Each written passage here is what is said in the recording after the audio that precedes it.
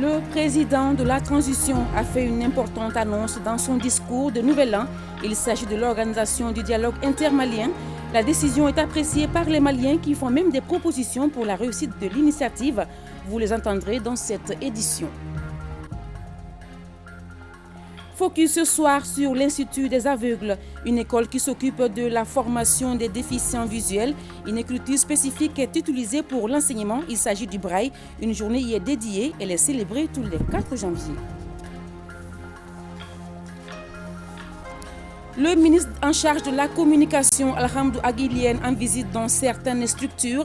Les échanges avec les différents personnels lui ont permis de prendre connaissance des réalités de fonctionnement de ces services relevant de son département. Chers téléspectateurs, bonsoir. Merci de nous rester fidèles. Nous commençons cette édition avec l'actualité des FAMA. C'est avec Abdoulaye Sako.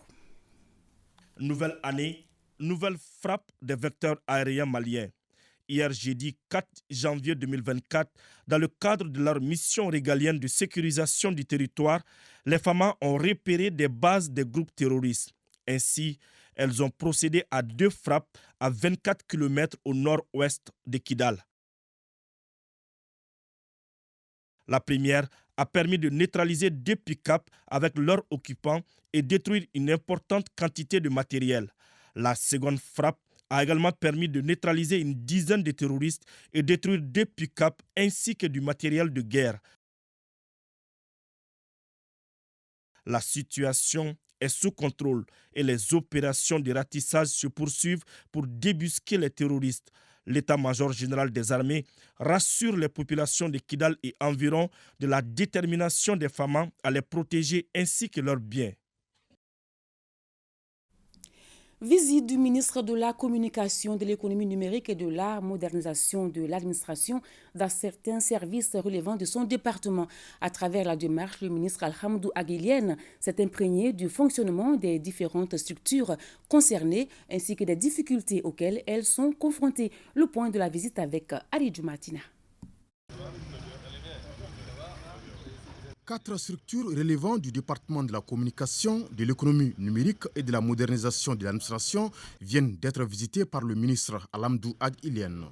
Il s'agit de la Direction nationale de l'économie numérique, le service des certifications et des signatures électroniques, l'Agence des technologies de l'information et de la communication AGETIC et la Poste. D'abord, l'abnégation et l'engagement du personnel qui me réjouit beaucoup. J'ai constaté aussi que nous rendons beaucoup de services au pays et le but essentiel, c'est d'apporter ici le message du plan de la transition, son Excellence le colonel Assimi Goïta et de l'ensemble du gouvernement à tous les services de l'État et rattachés aussi afin qu'ils s'impliquent le plus dans la refondation de l'État et être au maximum au service du peuple malien. Dans chacune des structures durant la visite, le ministre a échangé avec les travailleurs. Et malgré des résultats probants constatés, plusieurs difficultés aussi ont été soulevées. Au niveau de la Direction nationale de l'économie numérique, nous avons constaté un certain nombre de difficultés qui sont notamment celui du local, celui des moyens, celui du personnel. Après, c'était l'AGETIC qui est quand même une structure importante en matière de développement des technologies de l'information et de la communication. Là aussi, nous avons constaté un bon leadership. Mais il y a des efforts à faire pour que l'AGETIC elle-même ne se fasse pas dépasser. Parce que le domaine du numérique et de la communication est très ouvert. Il y a eu le service de la signature et puis de la certification, qui est un service que les Maliens ne connaissent pas. Il y a un problème de reconnaissance. Donc nous allons prendre des mesures bientôt avec ce service. Et le secrétaire général va s'y employer pour que les Maliens connaissent ces services et aident ces services à les servir. Bon, maintenant nous sommes à la Poste ici, qui est le 4e projet. La Poste, elle est connue, vous savez, et la Poste aujourd'hui évolue aussi, parce qu'il y a beaucoup d'organismes qui sont en train de grignoter sur son domaine, et les nouvelles technologies aussi ont pris une grande partie des besoins des populations en termes d'information et de communication. Donc nous allons nous adapter. J'ai constaté en général dans tous ces services d'abord un grand engagement du personnel et une grande conscience professionnelle, ça c'est ça. Mais il y a des difficultés aussi, difficultés dues aux problèmes de ressources financières, aux ressources humaines et puis au niveau de textes à prendre pour vraiment permettre à ces services d'être dans des conditions les meilleures pour agir. Donc nous allons travailler avec tous ces services-là pour essayer de trouver des solutions à cela parce que des perspectives existent. Jouant un rôle important dans l'atteinte des objectifs du département de la communication, de l'économie numérique et de la modernisation de l'administration, les différentes structures ont rassuré le ministre de s'investir davantage à relever les principaux défis. Je l'annonçais dans le sommaire, le monde célèbre depuis 2001 la journée mondiale de l'écriture braille tous les 4 janvier. Le braille est une écriture pour les non et malvoyants. Au Mali, l'Institut des aveugles est l'école qui s'occupe de la formation des déficients visuels. Pour en savoir davantage, Bokari Koulibaly et Toumani Diabaté sont allés à la rencontre des utilisateurs de l'écriture braille. Suivons leur reportage. Tabaski. Système de lecture et d'écriture au moyen du toucher, le braille est utilisé par les aveugles et les malvoyants. À l'aide d'une ardoise dénommée planchette et d'un instrument métallique en forme de pointe appelé poinçon, les déficients visuels sont initiés à l'apprentissage du braille. La Tabaski de l'année dernière a été une fête réussie. Si l'alphabet français compte 26 lettres, le braille en compte 40. Une innovation majeure inventée par le français Louis Braille, lui-même atteint de déficiences visuelles à la suite d'un accident durant son enfance dans les années 1800. En plus des 26 lettres ordinaires, il y a 14 lettres, c'est ça des lettres accentuées. C'est pour dire qu'avec les lettres ordinaires, on met l'accent sur des lettres. Ce n'est pas le cas en braille. Chaque lettre accentuée est une lettre à part entière. Au Mali, un établissement est dédié depuis 1973 à l'éducation du braille. Il se nomme Institut national des aveugles, appelé actuellement Institut Ismaïla Konaté. Du niveau jardin au second cycle, l'établissement forme actuellement plus de 400 apprenants à Bamako. Nous avons là l'éducation inclusive. Vous voyez qu'il y a des élèves voyants qui viennent apprendre à lire, à écrire, à étudier avec leurs camarades ici. Ceux qui sont handicapés visuels travaillent en braille. Mais ceux qui voient travaillent normalement comme vous et nous en écrivant au bic. Donc le programme qui est enseigné, c'est le même programme partout en République du Mali qu'on enseigne ici dans toutes nos classes. Abdul Bakou Ali Maïga est détenteur d'une maîtrise en anglais. En 2019, il est devenu malvoyant suite à une maladie. En octobre 2023, il s'inscrit à l'Institut Ismaïla Konaté pour pouvoir lire et écrire en braille. Parce qu'avant, je savais lire et écrire. Avec mon problème de vision, je me suis dit que c'est fini pour moi.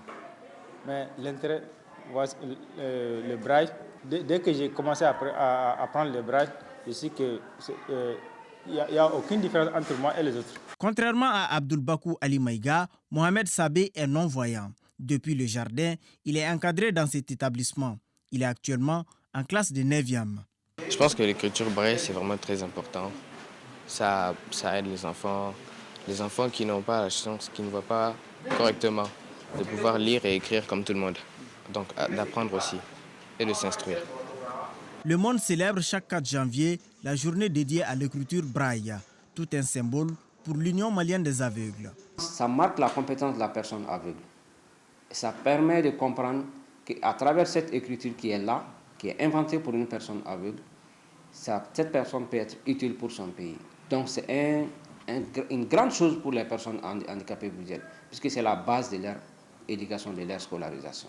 Écriture de combinaison de 6 points, le braille a connu une avancée remarquable, notamment avec l'avènement du braille informatique, une innovation qui permet aux déficients visuels de pouvoir utiliser l'outil informatique en vue de contribuer au développement de la nation. Éducation toujours. Les travaux des ateliers régionaux des États généraux de l'éducation sont en cours depuis hier. Pendant 3 jours, les participants vont débattre des questions qui minent le système éducatif, suivant les cérémonies de lancement dans les régions de Gao, Koutiala, Dioïla, Bougouni et Menaka avec nos correspondants sur place. L'ensemble des acteurs de l'éducation venus des cercles de la région de Gao prennent part à ces travaux des États généraux de l'éducation qui se déroulent dans la cité des Askia. 3 jours durant, ils vont échanger et partager des idées sur l'avenir de l'éducation au Mali. Le système éducatif malien est en crise. Le taux de scolarisation est faible, notamment en milieu rural. La qualité de l'enseignement est souvent critiquée et de nombreuses écoles sont fermés pendant une décennie à cause de l'insécurité. Les États généraux sont une occasion de dresser un diagnostic précis des problèmes et de proposer des solutions pour y remédier.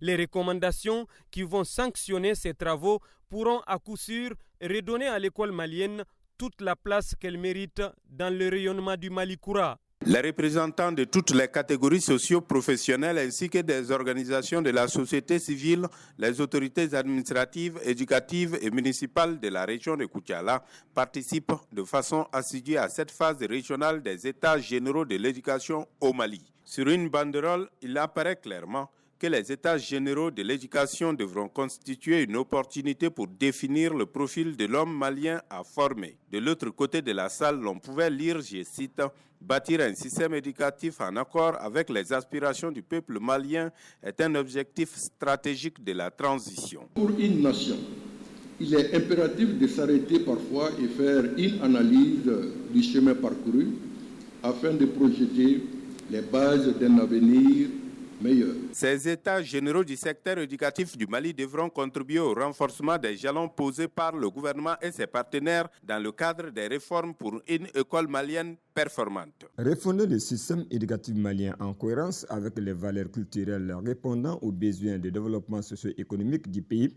c'est à cette noble tâche que les acteurs de l'éducation s'attellent dans la capitale du Baninko. La réussite des États généraux de l'éducation, notamment dans nos régions, s'impose comme un défi important. Les États généraux devront être suivis de mesures concrètes pour mettre en œuvre les recommandations qui en sortiront. Notons qu'au terme de ces 3 jours de consultation, les participants passeront en pain fin les différents questionnaires en vue de rendre notre système éducatif performant et compétitif. La région de Bougouni, à l'instar des autres, tient ses étapes généraux de l'éducation, occasion pour les acteurs de l'éducation de la région de Bougouni d'échanger sur les questions brûlantes qui minent l'éducation malienne. Les assises nationales de la refondation de l'État, ANR, ont formulé des recommandations pour la création d'un système éducatif en accord avec les aspirations du peuple malien, d'où l'organisation des États généraux de l'éducation. A rappelé que cet atelier va durer 3 jours. La tenue de cet atelier des États généraux de l'éducation intervient dans un contexte de crise multidimensionnelle. Une situation qui a provoqué la fermeture et la délocalisation de plusieurs écoles des Cap d'Andiraboukan, Ineka, Tidermen et même Menaka pour la ville de Menaka, qui persiste depuis 2012, entraînant une répercussion tant sur l'économie que sur la société malienne dans son ensemble. La crise a affecté particulièrement les systèmes éducatifs, intensifiant ainsi les défis auxquels il est confronté. L'objectif principal de ces travaux est de définir les orientations précises pour la refondation du système éducatif malien en cohérence avec les valeurs culturelles et répondant au développement socio-économique de notre pays. À l'instar des autres régions, les travaux des États généraux de l'éducation se déroulent normalement à Douanza. La rencontre mobilise l'ensemble des acteurs impliqués dans la gestion de l'école. Sur la table, 18 thématiques retenues par les autorités pour une école performante répondant aux aspirations des Maliens. Voilà les images des travaux des États généraux de l'éducation à Douanza. Le projet de budget 2024 de l'Institut national de la statistique INSTAT se chiffre à près de 12 milliards de francs CFA. C'est ce qui ressort de la 21e session ordinaire de son conseil d'administration, le compte-rendu de Sokona Kamisoko. L'Institut national de la statistique est une structure publique dont les missions consistent à la production des données et des indicateurs statistiques nécessaires à la gestion économique et sociale. Mais hélas, la structure connaît des difficultés dans l'exécution de ses missions, difficultés liées à l'incompréhension d'une frange importante de population, se traduisant par ce qu'on pourrait qualifier de refus des populations et des entreprises de répondre aux questionnaires à elles soumises. Jusqu'à présent, on continue quand même à sensibiliser, mais il y a encore des réticents que nous observons par-ci, par-là. Il y a toujours les problèmes financiers qui se posent, même si c'est vrai, le gouvernement a pris des textes récemment qui vont permettre d'améliorer efficacement ce problème-là. Mais nous sommes déjà en train de réaliser l'enquête démographique et de santé. Continuons aussi à réaliser une enquête sur du contenu LEMOP, l'enquête modulaire permanente auprès des ménages et aussi l'enquête SMART. En dépit des difficultés, la structure a réalisé 70% des activités, parmi lesquelles l'organisation de la revue annuelle du schéma directeur de la statistique, la finalisation des travaux d'exploitation et la diffusion des résultats préliminaires du 5e recensement général de la population et de l'habitat et du recensement général des unités économiques. Dans le souci constant de faire de notre outil de production statistique un instrument performant au service du développement, le gouvernement du Mali a pris la décision stratégique de renforcer les capacités financières du service central de production statistique à travers l'adoption des textes relatifs à l'allocation de 15% de la redevance statistique à l'INSTAT. Pour ce qui concerne le budget prévisionnel, il se chiffre à près de 12 milliards de francs CFA, un budget qui devra permettre à la structure de faire face aux activités programmées. Le nouveau code minier du Mali exige à tout détenteur ou postulant à un titre minier de respecter les principes et règles de l'initiative de transparence de l'industrie extractive ITIE. Il marque ainsi la volonté des acteurs du secteur d'œuvrer à une gouvernance vertueuse. C'est dans ce contexte que se tient le comité de pilotage de l'ITIE. Pour plus de précisions, le reportage de Mamadou Fane. La poursuite de l'initiative de transparence des industries extractives ITIE reste le cheval de bataille des autorités de la transition. C'est ce qui ressort de ce comité de pilotage de l'ITIE au titre de l'année 2024. Une initiative qui vient ainsi d'être renforcée avec l'adoption du nouveau code minier et la loi sur le contenu local. Nous avons l'obligation de tenir compte de tout ce qui est activité de publication, et de tout ce qui est lutte contre la corruption. Et on voit que le nouveau code se focalise beaucoup sur des priorités comme la lutte contre la corruption dans le secteur, également les questions liées au développement économique. L'ITIE doit être un moteur de croissance et de développement de notre pays pour réduire la pauvreté et améliorer les conditions de vie des populations. La tenue de ce comité de pilotage est donc l'occasion pour les membres de ce comité d'examiner le périmètre de cadrage des rapports de l'ITIE. Cette institution a un rôle central au niveau mondial et il nous appartient de collaborer à la réussite de sa principale mission, qui est de promouvoir la compréhension de la gestion des ressources naturelles, de renforcer la gouvernance et la redevabilité publique et des entreprises, et enfin de fournir les données nécessaires à l'élaboration des politiques et au dialogue multipartite dans le secteur extractif.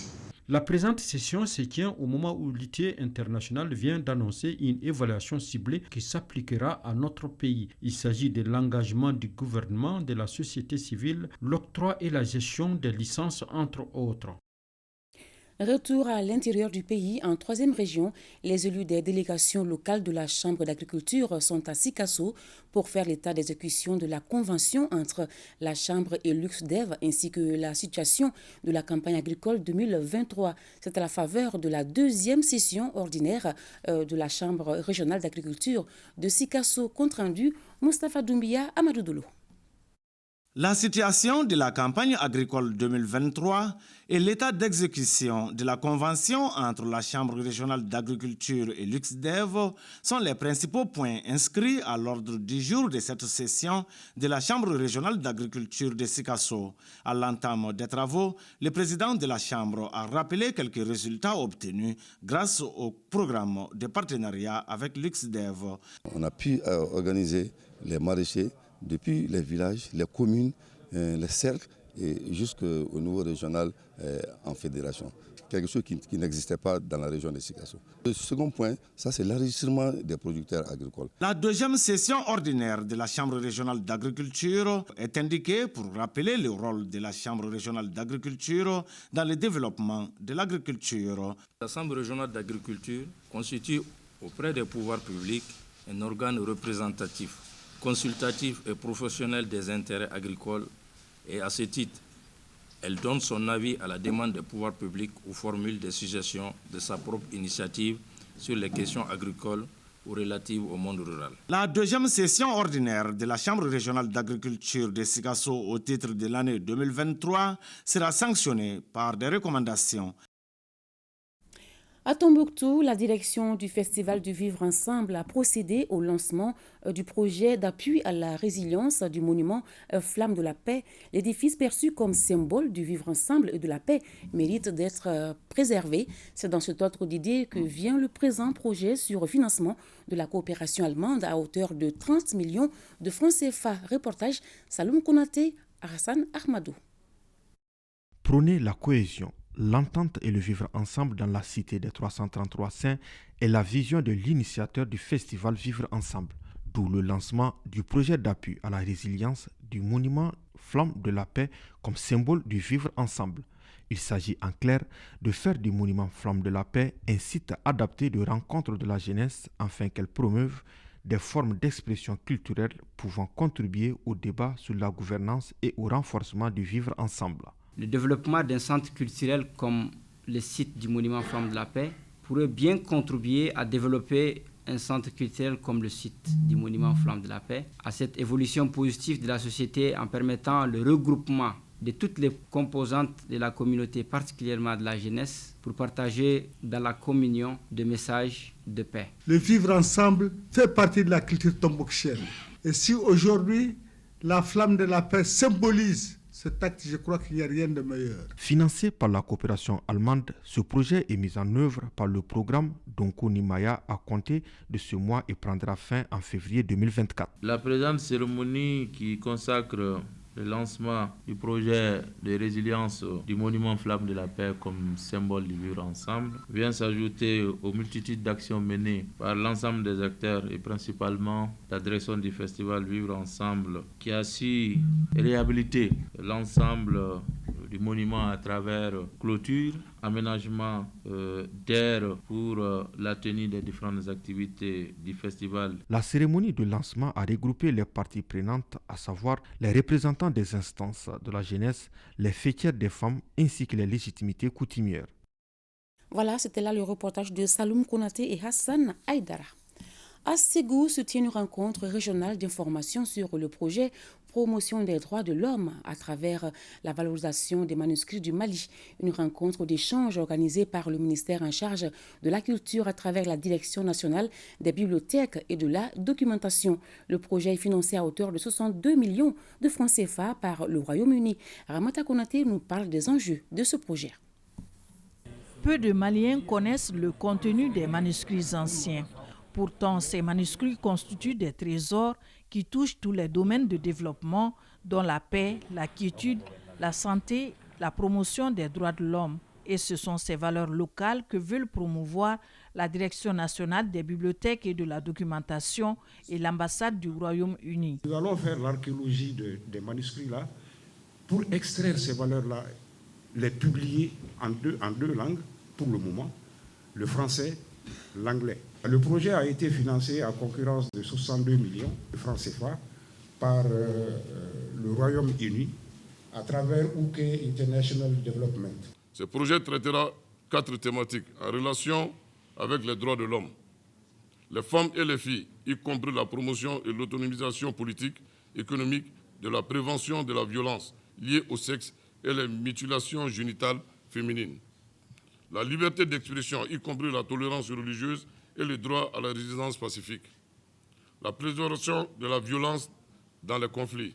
Une concertation régionale est organisée à Ségou pour un plus grand partage des contenus des manuscrits anciens du Mali. Les manuscrits anciens du Mali, de Ségou à Tombouctou, à Passa par Djenné et autres, sont les témoins précieux de notre héritage et du degré tant supérieur de notre savoir-faire et de notre savoir-être. Et leur valorisation constitue une étape cruciale dans la préservation des droits de l'homme en favorisant l'accès à la connaissance et à la diversité culturelle. Cette rencontre d'information regroupe, outre les détenteurs des manuscrits anciens à Ségou, des groupements de femmes et les autorités de la 4e région.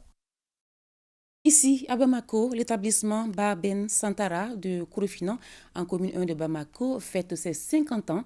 Par la même occasion, l'école est rénovée pour permettre aux apprenants d'étudier dans de bonnes conditions. Plus de 40 millions de francs CFA ont été investis dans les travaux. Reportage Boubacar Kanouté. L'avenir d'un pays repose sur la formation de ses ressources humaines, surtout quand cette formation se passe dans les conditions idoines. Il y a 6 mois, l'école Bahamé Centra était entièrement délabrée à cause de la vétusté des classes et du manque cruel d'eau. 2 anciens pensionnaires de cet établissement, Moussa Traoré Dibil et Barouni Gambi, avec la collaboration de l'amicale, ont répondu à l'appel de l'administration scolaire. Entièrement rénové, aucun aspect n'a été occulté, même l'environnemental. Les travaux ont coûté 40 millions de francs CFA.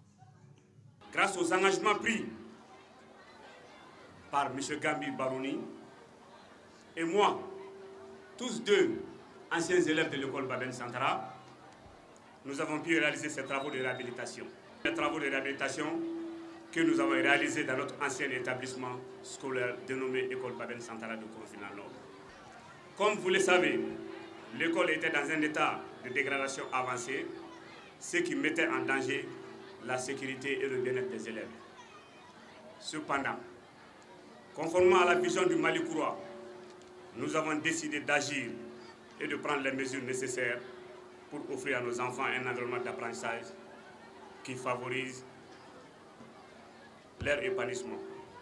Ce geste hautement symbolique a ému plus d'un et s'inscrit en droite ligne de la vision des autorités du pays de faire l'école la cheville ouvrière du processus de refondation. Tout le monde à son niveau joue sa partition. Ceux-ci viennent de jouer leur partition, que les élèves aussi, à qui l'école a été offerte, jouent leur partition, que les enseignants jouent leur partition, afin que le Mali puisse sortir de l'ornière. Le président l'a dit, la vision du président, c'est que tous les Maliens se donnent la main autour du Mali. Vous avez créé un cadre de travail adapté aux besoins des élèves, de leurs enseignants et de l'administration. Je suis tenté de dire à votre attention, l'éducation inclusive, équitable et de qualité s'offre aujourd'hui ici à notre regard. Je vous félicite. Les plus hautes autorités du Mali, sous la clairvoyance de son Excellence, le colonel Assimi Goïta, président de la transition, chef de l'État, vous en félicite. Sous les notes musicales de l'armée de terre, la première directrice de l'établissement a été primée, suivie d'une minute de silence en la mémoire des personnels civils et militaires morts pour la patrie malienne.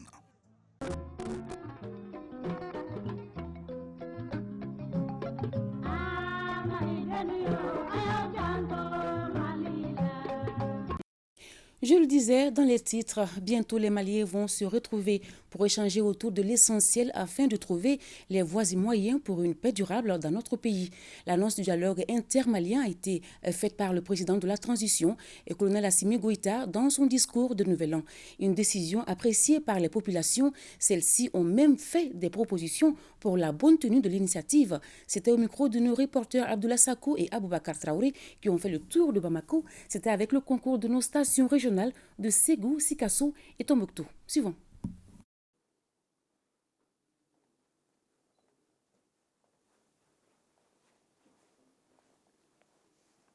Malienne, Malien, j'ai pris l'option de privilégier l'appropriation nationale du processus de paix en donnant toutes ses chances à un dialogue direct intermalien pour la paix et la réconciliation.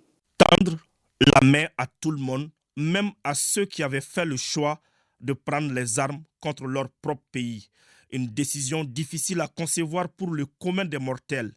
Ils se demandent pourquoi dialoguer quand le pays est en position de force avec une armée très bien équipée et formée qui fait désormais régner l'ordre sur l'ensemble du territoire national. Mais derrière cette initiative se cache de la grandeur, surtout quand on ausculte l'initiative sous le prisme de la raison avec moins de passion selon les spécialistes. Ale b'a dɔn se b'a ye ninnu de tun bɛ ka jamana tiɲɛ maa ye se sɔrɔ ka ban ale ye fanga d'a ma ka ban a ye kidali minɛ ka ban a sera yɔrɔw la ka ban a ser'u la ka ban a b'u wele k'u fara a kan u yɛrɛ b'a dɔn se t'an ye sisan u bɛ tugu a kɔ o de ye ɲumanya ye ni hakilila ka ɲi kojugu. quoi il faut toujours dialoguer. Et là, à ce niveau, le dialogue n'est pas à confondre avec la négociation. C'est vrai que négocier sous-entend qu'on est dans une dynamique de rapport de force, mais quand on dit dialoguer, c'est toujours pour aller vers l'autre, comprendre le fond de la pensée de l'autre, et afin de cheminer ensemble vers un but commun. Et je pense que le Mali a besoin de cela. Et peu importe le contexte, quand il y a des défis à relever, à mon avis, l'approche participative est toujours la meilleure dans une dynamique démocratique. Moi, je pense que c'est une décision sage. C'est quand on est fort qu'on doit rester humble. Et c'est dans ce cadre que je situe cette décision du président de la transition. Parce que je me dis, après la guerre, il faut toujours se retrouver autour de la table de négociation pour une paix durable. Donc prendre une telle initiative, je pense que ça doit conduire toutes les Maliennes et tous les Maliens à davantage d'humilité, à sortir des rancœurs et des préjugés du passé, à faire table rase du passé. Parce que c'est dans l'union, dans l'unité qu'on peut développer un pays. C'est dans la paix, dans la sécurité que le développement est possible. Donc, les autorités de la transition veulent enfin essayer la formule malienne pour résoudre la lancinante question de la cohésion sociale et de vivre ensemble. Elle consiste à faire l'état des lieux, échanger sans langue de bois sur des questions qui peuvent fâcher par moments. C'est exactement le souhait des Maliens pour des résultats durables. Les Maliens ont décrié que chaque fois qu'il y a conflit, que l'accord se passe ailleurs qu'au Mali. Donc, pourquoi cette fois-ci ne pas tenter un dialogue intermalien pour quand même que nous, entre nous Maliens, qu'on se parle. Tout compte fait, même si on va signer ailleurs, c'est entre nous Maliens. Donc, il faudrait bien qu'on change de fusil d'épaule, voir cette fois-ci si ça doit marcher entre nous. Entre nous, je crois qu'il n'y a pas grand-chose qui nous oppose. Donc, je pense que quand on s'assoit, on parle, on va trouver vraiment le remède nécessaire à notre mal. Parce qu'aujourd'hui, le Mali est dans une situation, il faut que les Maliens se parlent, il faut que les Maliens se comprennent. C'est ce qui amène la cohésion sociale et la paix dans notre pays. Donc moi, ça me va droit au cœur. Je m'adresse à tous les Maliens. Tous les Maliens doivent faire en sorte que la paix puisse revenir dans notre pays. Cette initiative est salutaire. D'autant que le peuple malien est un peuple nation. Cela veut dire que nous avons partagé énormément de choses, de beaucoup de valeurs dans notre diversité. Diversité linguistique, confessionnelle, ethnique, en fait tout ce qui peut être. Mais pour paraphraser un de nos sages, il a dit que la diversité fait la beauté du tapis. Exit Amadou Ampateba. Malgré tout, c'est le dialogue qui nous a permis de nous souder. Ça a été le ciment de notre vraiment unité. Et quoi qu'il arrive, les gens s'asseyent, ils se parlent, et comme on dit, de la discussion jaillit la lumière. Notre pays a toujours brillé par son sens élevé pour le dialogue depuis le XIIIe siècle. Le processus de la proclamation de l'Empire du Mali et de la charte du Kouroukanfouka en est l'une des illustrations parfaites. Il y a beaucoup de succès que l'armée réalise sur le terrain, et ensuite le retrait de l'amunissement laisse une certaine ouverture à la discussion entre les Maliens. Aussi, n'oublions pas que l'État du Mali est dans une dynamique de refondation des institutions politiques du pays. Donc tout ceci nécessite vraiment une participation effective et réelle des différentes couches sociales et des différents acteurs sociopolitiques dans cette dynamique de refondation nationale.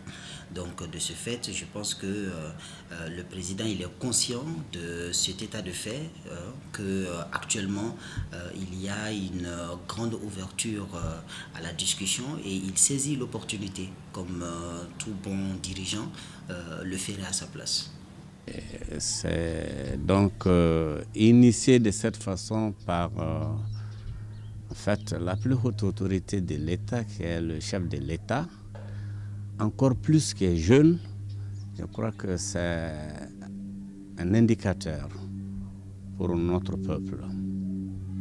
Parce qu'aujourd'hui où nous sommes, tout le monde sait, nous autres qui avons vécu un petit moment, on peut le dire comme ça, comparé à la masse de Maliens relativement très jeunes, je dirais comme ça, parce que les statistiques, on apprend souvent que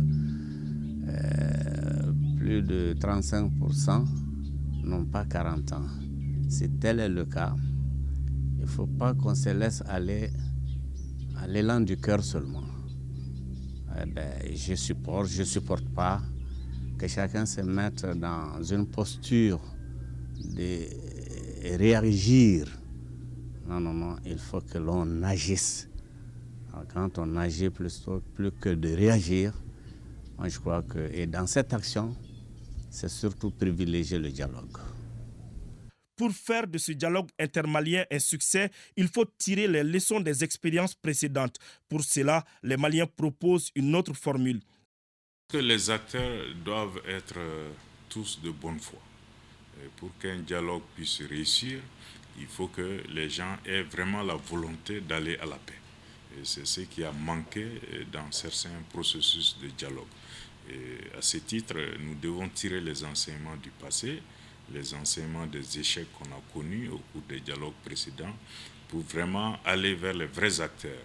Parce que quelquefois, des gens se présentent comme étant des acteurs alors qu'ils ne sont pas légitimes, ils ne représentent pas leur communauté. Il faut faire en sorte que cette fois-ci, ceux qui représentent les communautés, celles qui représentent les communautés aient une bonne légitimité et puissent vraiment porter la parole de ces communautés afin que ce qui sera arrêté à la fin du processus de dialogue soit quelque chose vraiment de consensuel, de partagé et dans l'intérêt supérieur du pays. Comme l'a dit le président de la transition, les lignes rouges ont été fixées, l'intégrité territoriale, la souveraineté du pays et le caractère républicain de l'État. Donc à partir de là, tout le reste est négociable. Il faut surtout que les gens soient de bonne foi. Il faut surtout que les gens aient pitié du Mali par rapport à toutes les souffrances, à toutes les crises que ce pays a traversées depuis au moins une dizaine d'années.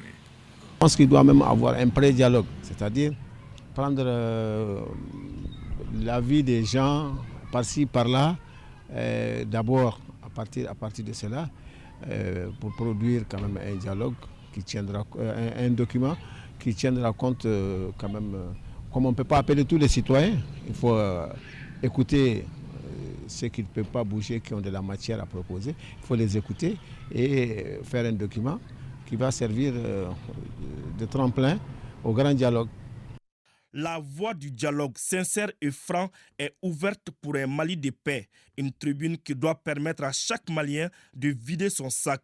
Et c'est le président de la transition lui-même qui donne cette garantie. Voilà, c'était le grand format de la rédaction dédié au dialogue intermalien. Et justement, cette initiative présidentielle mobilise tous les segments de la société à travers le pays et nous ouvrons une large page sur la question. En plateau avec moi, Awadit Makamara, bonsoir. Bonsoir Salimata Ndao. Le point de ces différentes rencontres à l'intérieur du pays avec vous.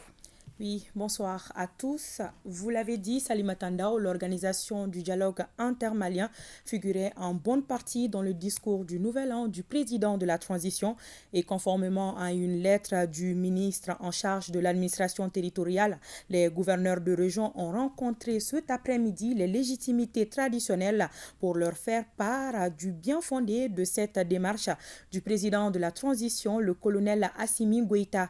Cap sur Mopti, Sikasso et Kidal avec nos correspondants régionaux Oumar Maïga, Sekou Konaté et Sidi El-Medi Ag Al-Bakar. En prélude au dialogue direct intermalien pour la paix et la réconciliation décidé par le président de la transition dans son discours de Nouvel An à la nation, le gouverneur de la région de Mopti, le colonel-major Abbas Dambélé, a rencontré la légitimité traditionnelle afin de sonner la mobilisation pour l'atteinte des objectifs. Les temps d'épreuve sont aussi des temps de mémoire, c'est aussi des temps d'opportunité. Opportunité de se réconcilier entre Maliens, opportunité de cohésion nationale et de dialogue social. C'est à partir de ce postulat que le président de la transition a bien voulu, dans le cadre de l'appropriation du cadre de la paix, institutionnaliser, instaurer le dialogue direct intermalien. Ce cadre du donner et du recevoir a permis à l'ensemble des acteurs de mesurer leur rôle et leurs responsabilités. Par le passé, les Maliens ont prouvé au monde entier qu'ils peuvent, qu'ils savent et qu'ils pourront. C'est aux Maliens de faire leur dialogue direct entre eux. J'ose espérer que ce dialogue direct intermalien sera une réussite dans le laboratoire mopticien, car nous avons déjà un schéma de marketing social qui nous permet de réussir les événements de taille. Le dialogue direct intermalien est une valeur cardinale de notre société et son appropriation augure de belles perspectives. Pour l'atteinte des objectifs, des séances de prière ont été organisées dans toutes les mosquées de Mopti ce vendredi et seront organisées le dimanche par la communauté chrétienne de la région de Mopti. À cet invite des autorités régionales, ils ont répondu en nombre, chefs de quartier et de village, leaders religieux et communicateurs traditionnels. Occasion pour l'autorité régionale de fixer le décor de ce cadre d'échange. La volonté exprimée par le président de la transition par cette annonce est d'être nous-mêmes les acteurs de ce processus, de déterminer ses contours et les solutions, de chercher les solutions appropriées. Dans les jours à venir, les contours de ce dialogue intermalien seront précisés. C'est l'occasion de vous appeler à vous apprêter à jouer pleinement votre rôle pour le Mali. Les participants à la rencontre, tout en saluant cette initiative, ont posé des questions d'éclaircissement sur la conduite à tenir et aussi apporté des suggestions pour la réussite de la démarche. À l'issue de la rencontre, des bénédictions ont été formulées par les différentes confessions et des séances de prière et bénédictions se dérouleront dans les lieux de culte les jours à venir.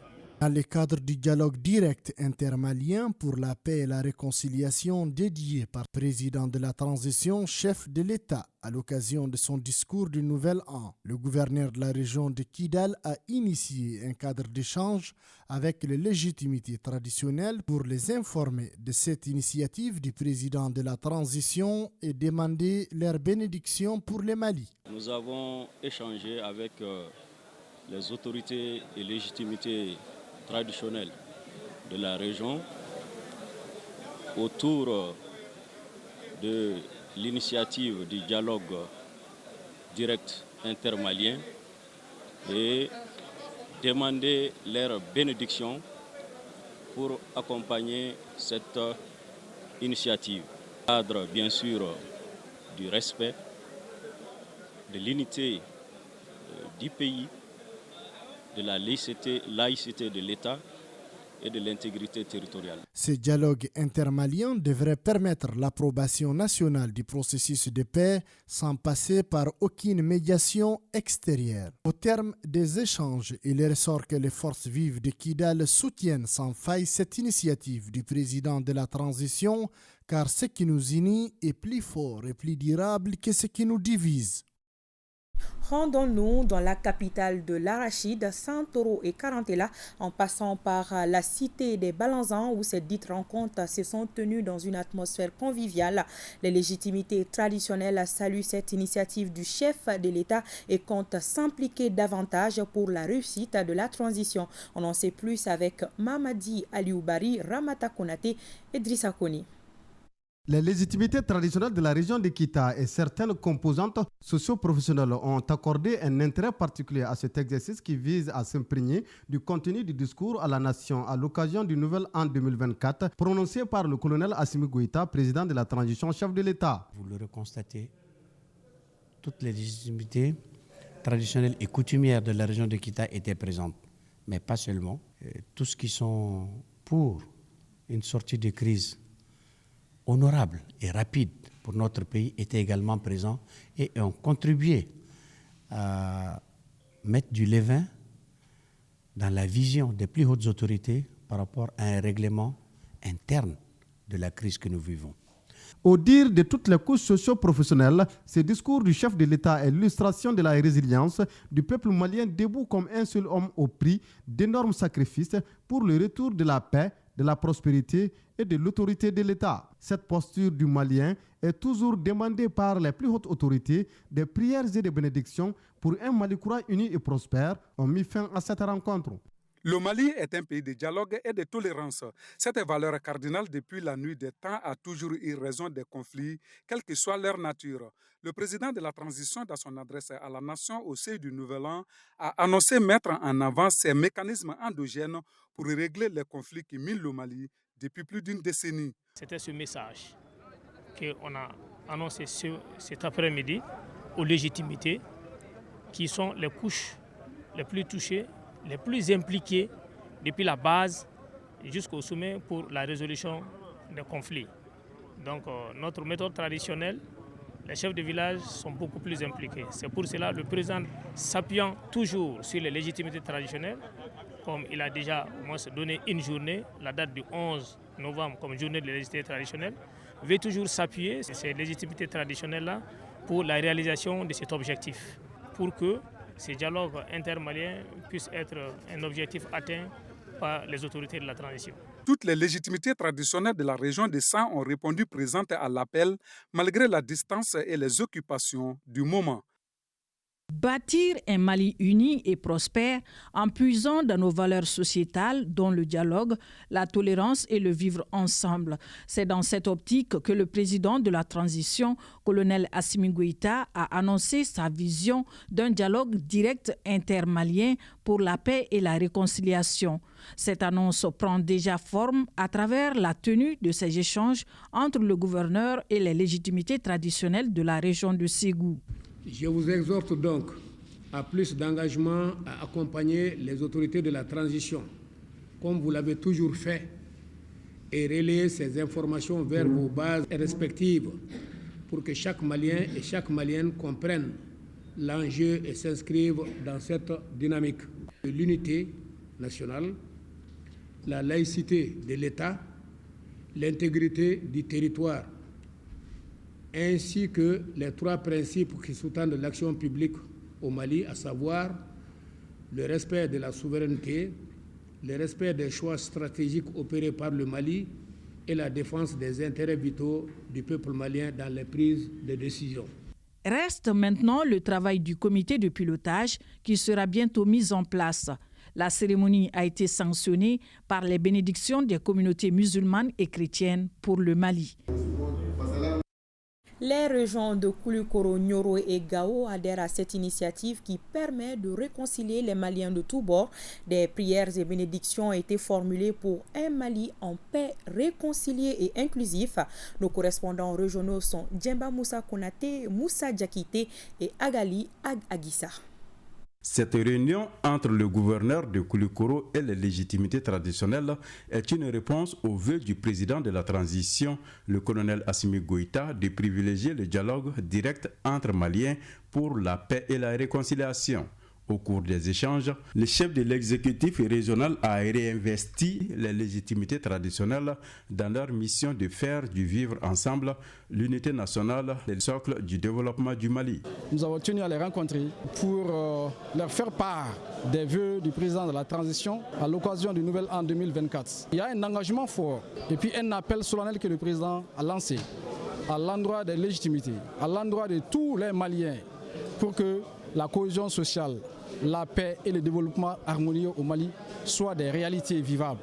Occasion pour le colonel Lamine Kapori Sanogo de rappeler à ses interlocuteurs les principes qui guident l'action publique de l'État qui sont la défense des intérêts du peuple malien dans les prises de décision, le respect de la souveraineté du Mali et le respect des choix stratégiques opérés par le Mali. Nous leur avons dit clairement que ces points-là ne sont pas négociables. Aussi, nous leur avons fait part, en tout cas, d'une commission qui sera mise en place pour un délai d'à peu près 1 mois et qui va produire un rapport dans le cadre du dialogue social, dans le cadre de la paix, de la cohésion et du bon vivre. Je suis satisfait de cette rencontre puisque les chefs de village et les chefs de quartier sont venus, tout comme les représentants de l'État sont venus nous écouter. Une séance de prière a mis fin à cette rencontre.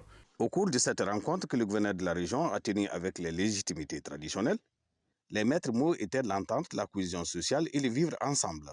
Le dialogue maliano-malien donnera le résultat qu'attendent tous les Maliens depuis longtemps. C'est de parler autour de la même table autour des sujets de la préoccupation de tous les Maliens, c'est la réconciliation, l'entente. Et ils ont également apprécié que l'intégrité du territoire n'est pas à discuter, que la souveraineté du pays n'est pas à discuter et que la laïcité n'est pas à discuter. Et toutes les choses qui ont eu à opposer les Maliens sera discutées et sera l'objet de l'échange direct entre les Maliens. Tous remercient le président de la transition pour l'initiative et souhaitent la résolution des problèmes maliens à la malienne. La rencontre a pris fin par des séances de bénédiction pour les pays, pour ses dirigeants et pour les femmes. C'est dans une salle pleine à craquer que le gouverneur de la 7e région a rencontré les légitimités traditionnelles. Et c'est dans le seul but de transmettre le message du président de la transition, le colonel Assimi Goïta. À l'occasion de son discours, son Excellence le colonel Assimi Goïta, président, a annoncé l'organisation prochaine d'un dialogue intermalien pour la paix et la réconciliation. C'est donc pour toutes ces raisons que le gouvernement a demandé à chaque gouverneur des régions d'organiser une rencontre du cadre d'échange avec les légitimités traditionnelles de sa région pour vous informer de cette initiative du président de la transition. Demandez vos bénédictions pour l'organisation d'un dialogue direct intermalien pour la paix et la réconciliation. Une initiative qui vient à point nommé car la paix et la réconciliation sont aujourd'hui des aspirations des Maliens. L'annonce donc du cadre du dialogue direct intermalien pour la paix et la réconciliation est bien accueillie par les interlocuteurs du jour. La rencontre a pris fin par des bénédictions pour le Mali. Forte mobilisation dans les régions de Dioïla, Bougouni, Tombouctou et Koutiala. Tous ont manifesté leur désir pour un Mali stable et prospère. Les explications de Bokari Koulibaly, Jafar Aïdara, Najim Baba Sissé et Brahima Kone. Prière pour la paix et la cohésion nationale, l'exercice se passe au gouvernorat de Dioïla. À l'appel du gouverneur de la région, les légitimités traditionnelles, religieuses et coutumières du Baninko ont massivement répondu. Une rencontre d'échange, de communion, mais surtout d'invocation pour un Mali réconcilié et en paix.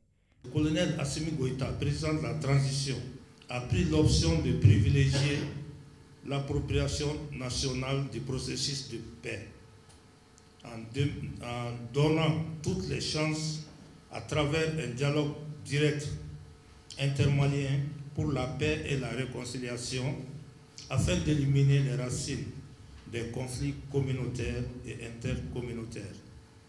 Cette légitimité traditionnelle.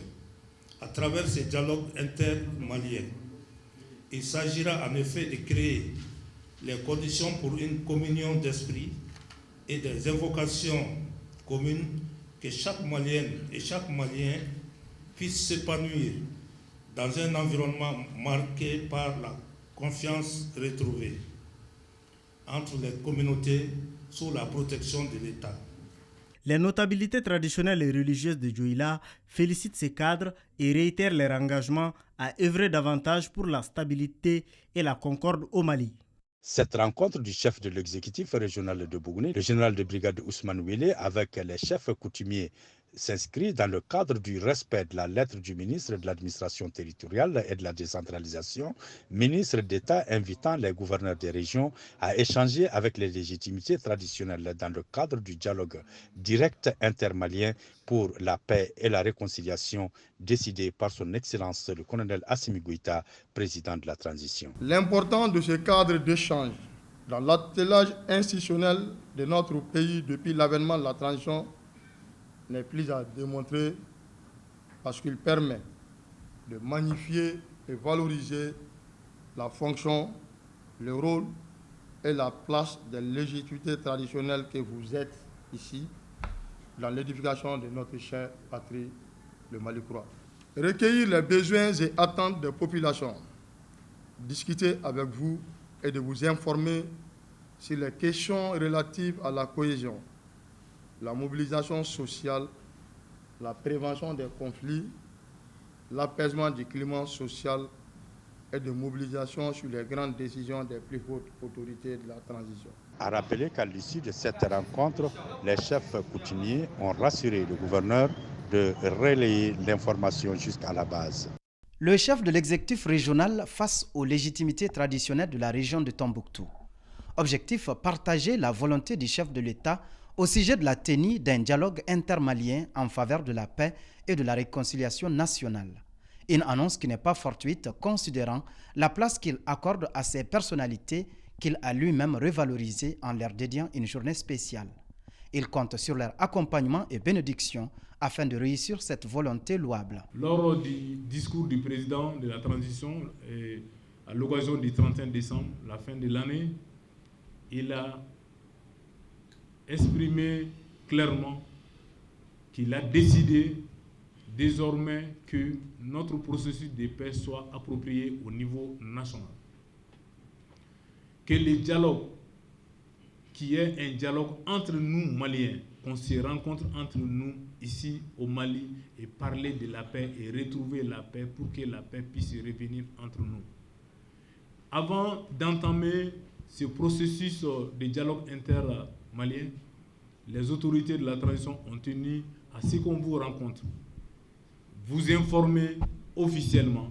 Cette annonce a été bien accueillie par les fidèles invités, dont la majorité a quitté de localités éloignées en signe de patriotisme. Le gouverneur a saisi cette occasion qui a mobilisé l'ensemble des chefs coutumiers de fractions et de villages pour engager ces braves hommes à s'impliquer davantage pour le retour sans délai des populations déplacées de la région. Dans les tout prochains jours, un comité de pilotage sera mis en place pour que ce dialogue intermalien soit une réussite absolue. Une Fatiha a mis fin à la rencontre.